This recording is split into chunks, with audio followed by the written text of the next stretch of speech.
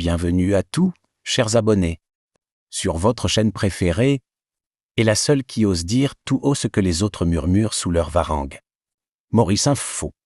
Aujourd'hui, tenez-vous bien, car on va parler de notre nouvelle grande épopée nationale. L'opération séduire l'oncle Sam.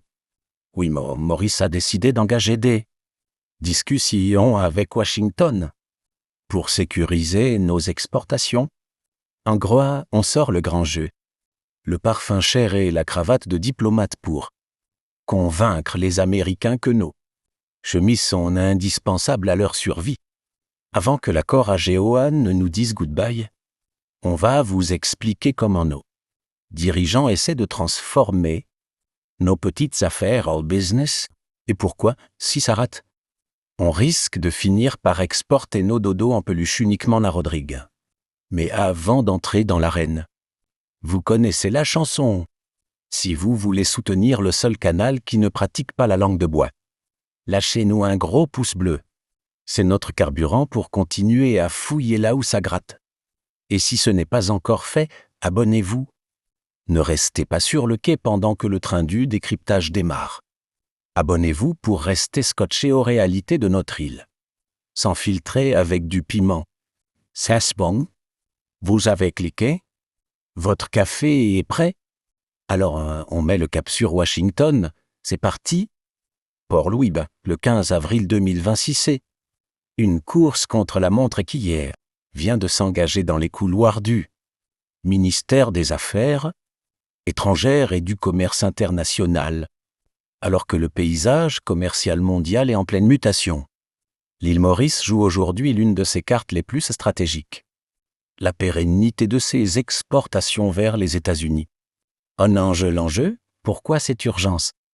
Pendant des décennies, l'économie mauricienne a bénéficié de l'AGOA Afrique England Opportunity Act, un accord qui permettait à nos produits locaux d'entrer sur le sol américain, sans payer de taxes douanières. Mais attention, cet accord n'est pas éternel.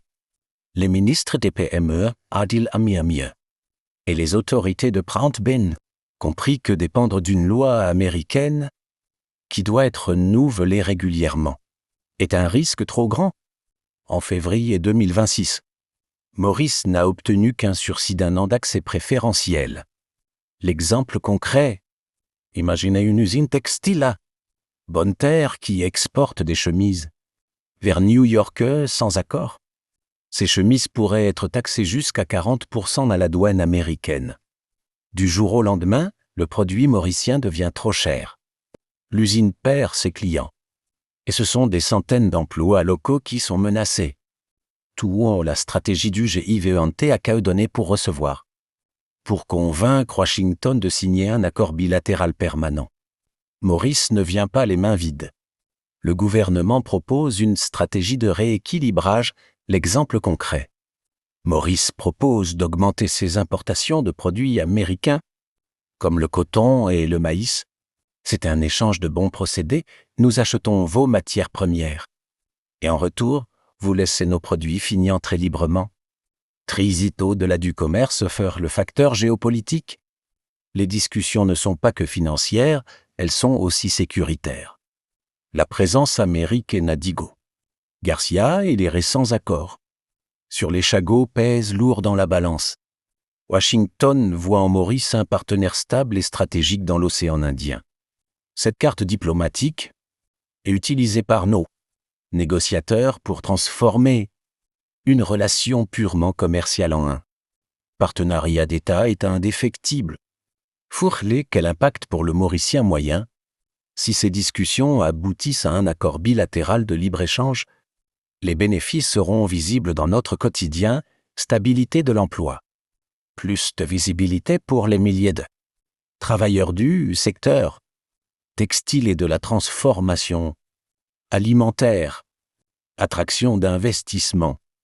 Des entreprises étrangères pourraient s'installer à Maurice pour fabriquer des produits destinés au marché américain, créant ainsi de nouveaux métiers dans la technologie ou la logistique. Force de la roupie. Des exportations solides garantissent une entrée de devises dollars. Ce qui aide à stabiliser notre monnaie face à l'inflation. L'analyse des Maurice Info. Nous sommes à un tournant. L'île Maurice ne veut plus être un simple bénéficiaire d'aide, mais un partenaire commercial solide. Le défi est immense, convaincre la Congrès américain que la petite Maurice est un maillon essentiel de leur stratégie économique. Et vous, chers abonnés de Maurice Info, pensez-vous que Maurice doit diversifier ses clients ou rester focalisé sur le marché américain? Donnez-nous votre avis en commentaire. Si vous avez aimé ce décryptage, n'oubliez pas de liker et de vous abonner pour ne rien rater d'eux. L'actualité qui fait bouger notre pays.